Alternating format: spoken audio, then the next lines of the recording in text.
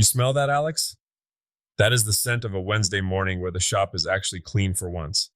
It's a rare alignment of the planets that usually lasts about 12 minutes until I turn on the table saw. Enjoy the silence while it lasts, Tiger.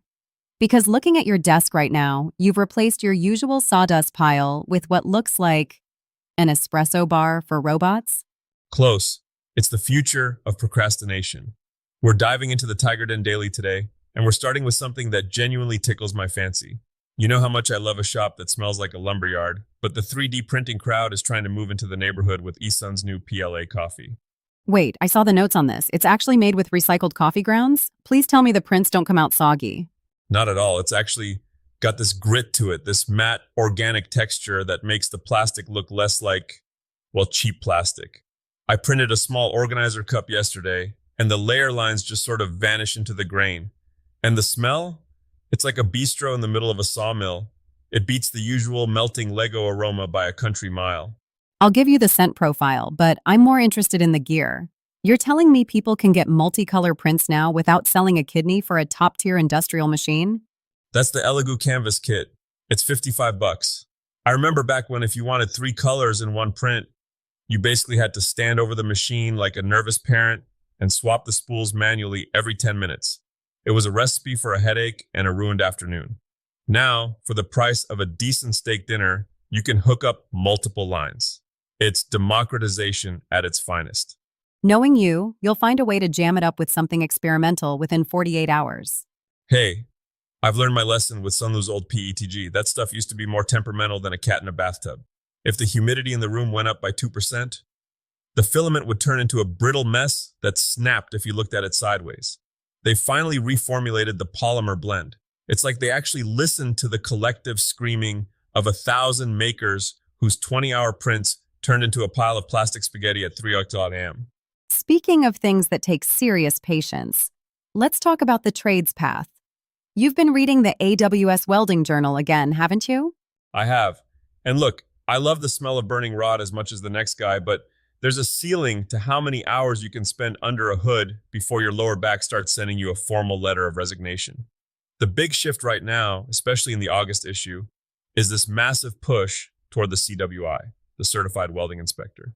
So, moving from the person holding the torch to the person holding the clipboard, is that actually a win for someone who loves the craft? It's the highest leverage move you can make. It's about being the bridge.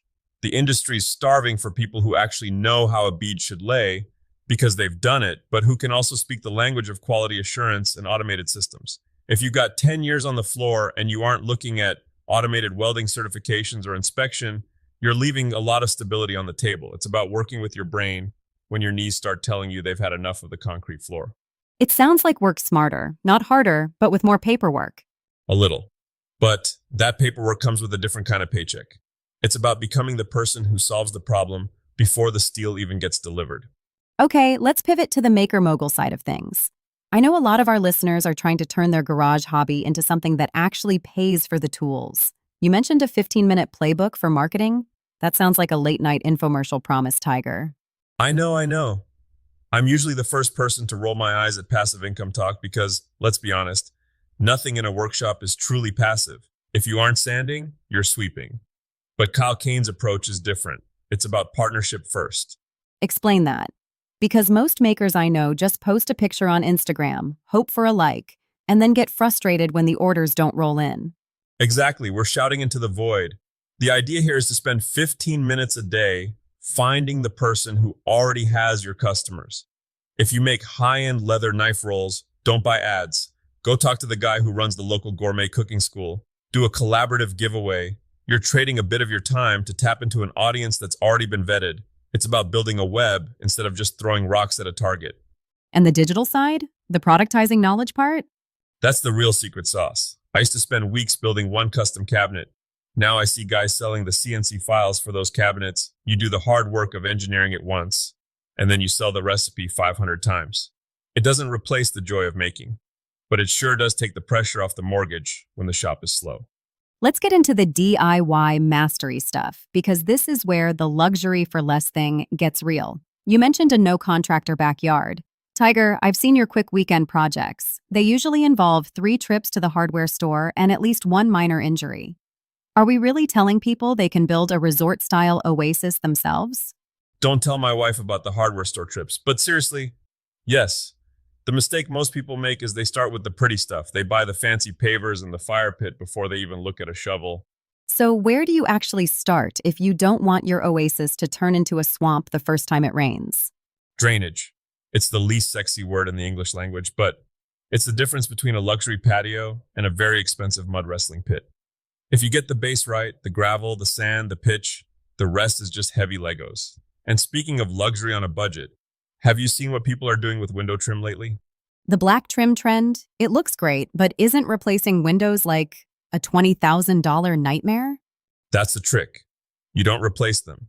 Use a high adhesion primer and a matte black urethane enamel. I did a test strip on an old scrap piece of vinyl trim last week. If you prep it right, it looks like factory finished aluminum. It's the kind of thing that makes a 1990s suburban house look like a modern architect's retreat for about $80 on a Saturday afternoon. I'm skeptical. Won't that just peel off the moment the sun hits it? Not if you use the right chemistry.